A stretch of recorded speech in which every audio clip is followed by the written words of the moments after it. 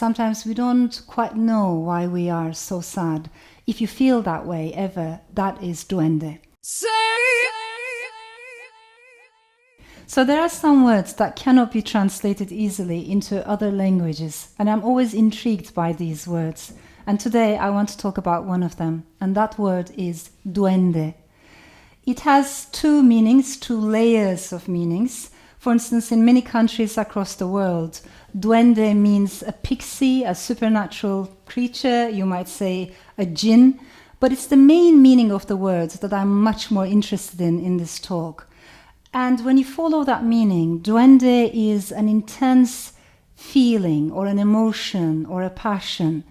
There is an artist, a writer, a playwright, and an amazing poet who was very, very interested in this concept, and that is Federico García Lorca.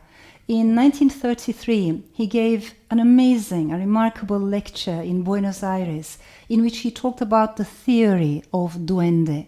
He talked about the flamenco tradition, for instance, how musicians coming from that tradition would carry almost duende in their souls. It's almost like a force that comes from within.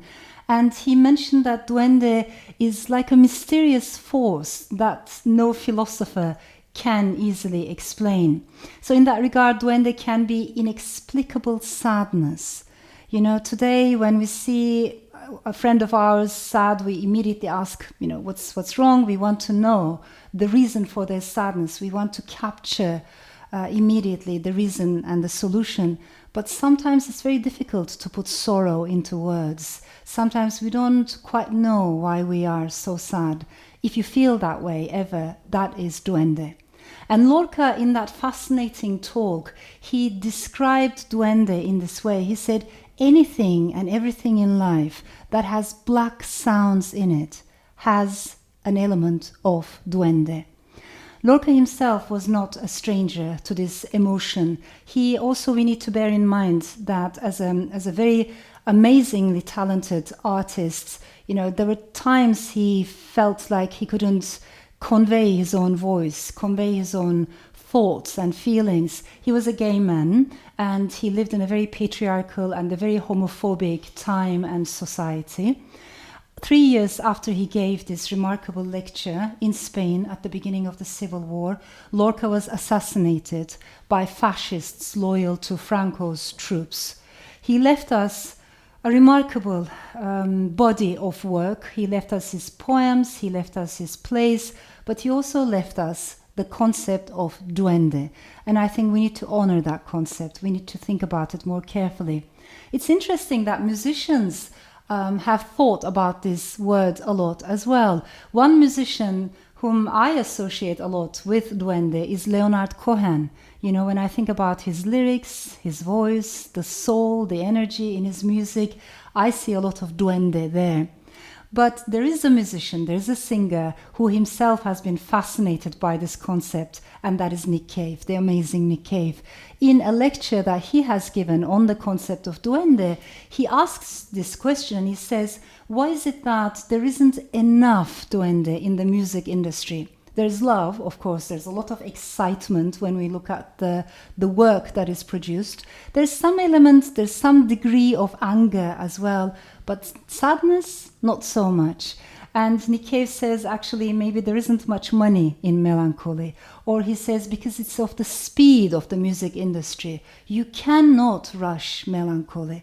You have to give it time, You have to take a closer look at it. You need to handle it with care.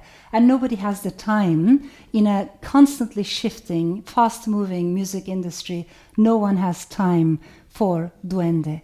And yet, duende has always been important for so many musicians, for so many ballads. For instance, the land where I come from, the geography where I come from, when I think of Anatolian ballads, Turkish, Kurdish, Greek, Armenian, Jewish ballads, songs, old songs, they have so much duende.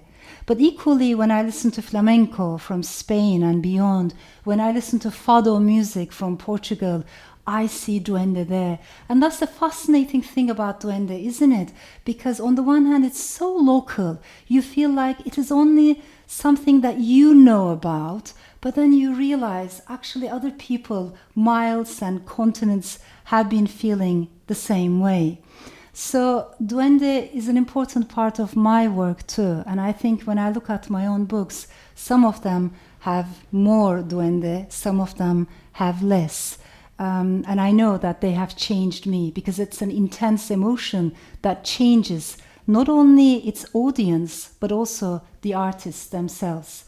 So here is to Federico Garcia Lorca, here is to Leonard Cohen, here is to Nick Cave, but more importantly, here is to the concept of duende. May it long live and may it continue to inspire us. Say